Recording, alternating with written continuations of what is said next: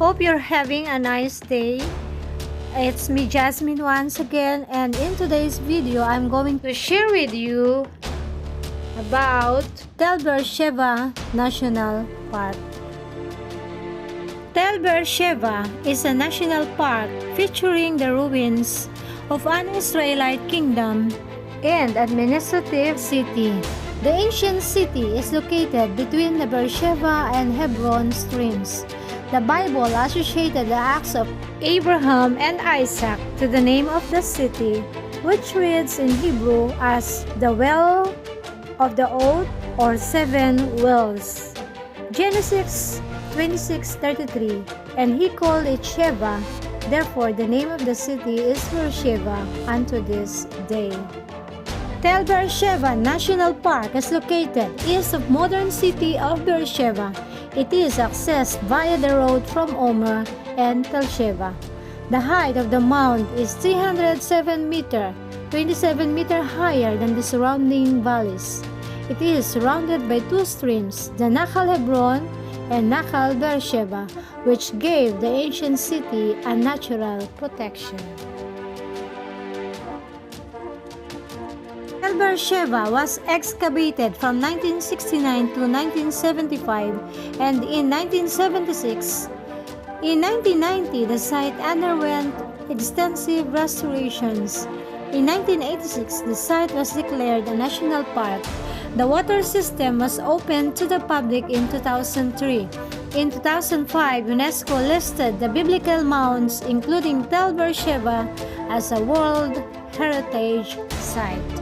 Replica of the altar is located in the Visitor Center. Its pieces were found incorporated in the walls of the storehouse and is on display in the Jerusalem Museum. A deep well is located on the southwest side of the city, adjacent to the outer gate. This hewn well, 70 meters deep, reaches a deep 500 meters lower than the level of the valley of Be'er Sheva stream. This depth gave the well a year-round supply of water. It may have been hewn in the time of Iron Age stratum, 12th to 11th century BC. The digging of the well is mentioned by the Bible in two cases, both of them naming the city after the alliance with the Philistine king Abimelech. The Bible explains the name of the well as being based both on the Hebrew word Sheva, meaning seven, and also the root word of oath. So it is the oath of the seven wells. The base of the wall is made of rough stones.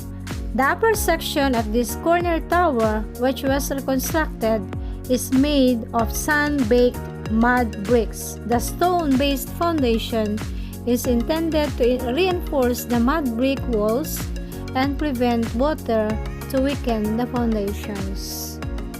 On the inner side of the outer gate, facing the gate opening, is the base of a room that protected the entrance. A paved street leads from the outer gate to the inner gate, which was the main gate.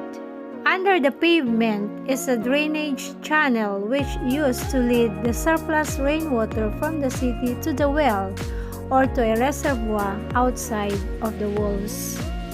During the 8th century BC, the outer gate was removed. The solid peripheral wall was replaced by casemate wall. This wall of the stratum two-thirds city is seen on the northwest side of the entrance street. Plastered benches are located around the inner side of one of the chambers. These benches were used during peaceful times as seats for visitors and merchants and served as a reception area for the adjacent palace of the governor. City Square. After passing the inner gate, you enter an open courtyard. This was the only open space inside the city and used as a public gathering place and market. City Square is well connected to other sections of the city with four main streets originating from it. A peripheral street starting at both ends of the square surrounds the oval outline of the city. The 2-meter wide street seen is aligned with the external city walls. Two other streets with a northeast direction originate from the square. On the south side of the gate is one of the structures dated to the 8th century BC. Governor's Palace. A large structure is located on the southwest side of the city square. Its size and plan indicates that the structure was the house of the governor of the city. Entrance corridor to the palace is viewed. Two large paved halls serving as a ceremonial wing open on the right side. The next picture is a view of the palace from the peripheral street. The two long halls are seen on the right side.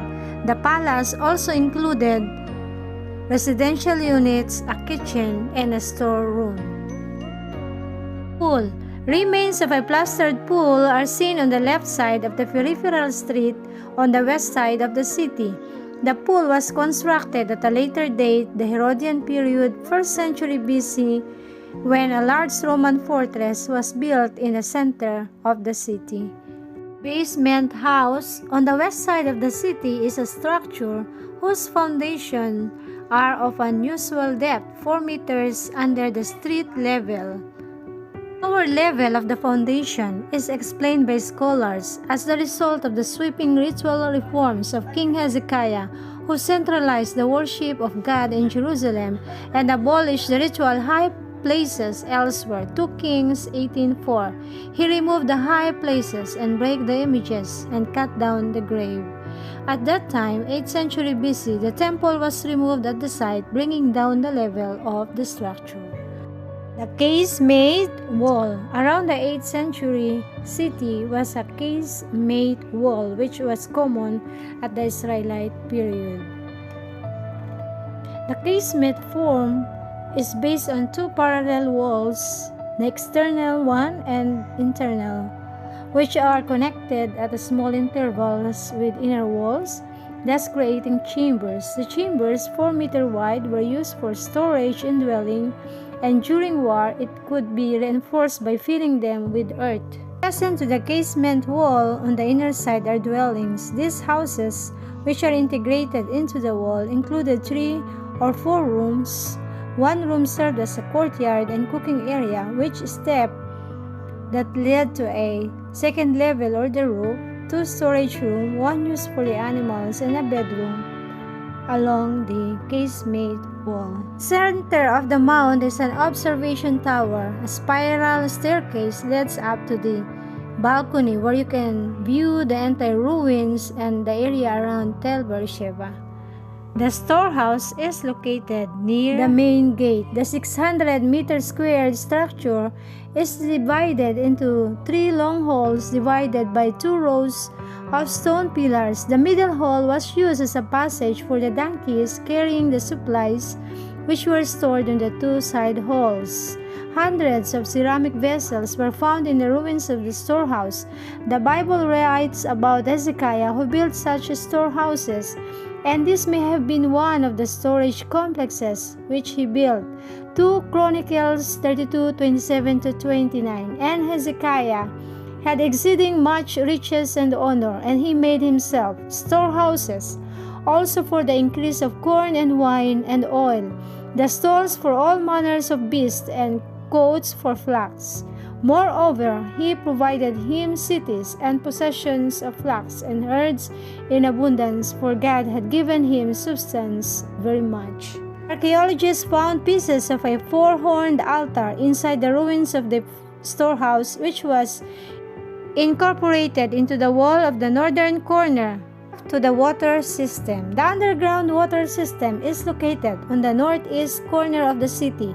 Its purpose was to store flood water from the Hebron stream and surplus rainfall from the city for the times of a siege.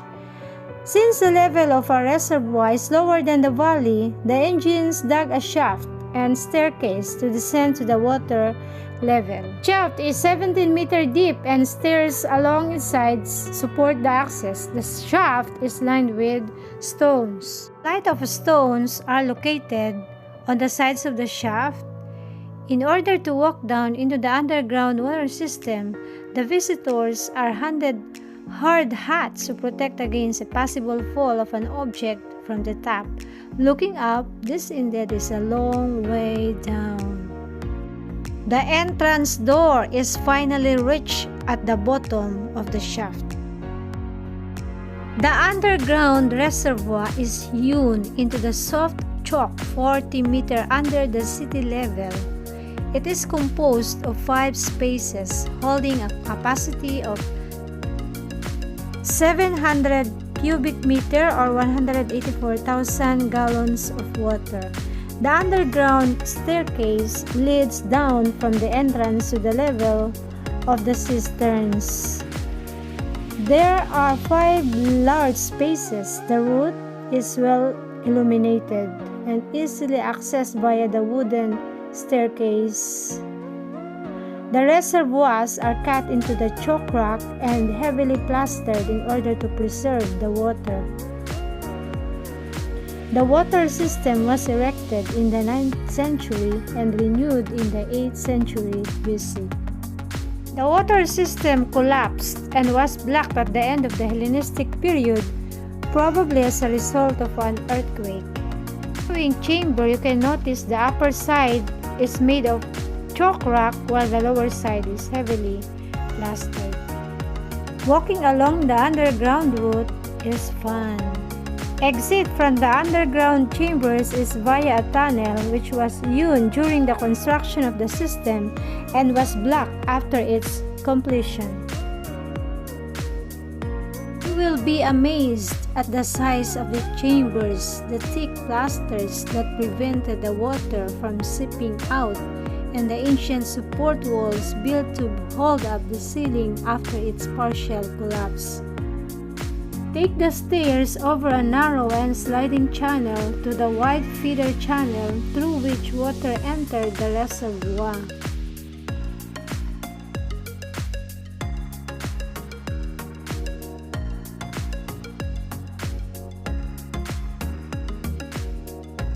Staircase leads the visitors out to the northeast corner of the mound. Looking back to the exit tunnel. A feeder channel is located on the north side of the exit. It led floodwaters from the Hebron stream into the reservoir. Tel Be'er Sheva, capital of the Negev. From the 9th century until its destruction by Sennacherib in 701 BC, Be'er Sheva functioned as the main administrative center of the Negev desert.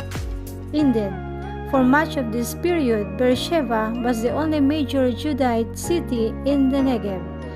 In addition to a large administrative structure dubbed the Governor's Palace, 3 large storehouses were constructed next to the gate complex. The storehouse complex covers roughly 6,500 square feet, which each storehouse featuring 2 rows of stone pillars. Hundreds of vessels were uncovered in the storehouses, showing their use in gathering oils, grains, and other products from the smaller villages of the region. These storehouses were possibly constructed by King Hezekiah in the late 8th century in preparation for Judah's conflict with the Neo-Assyrian Empire.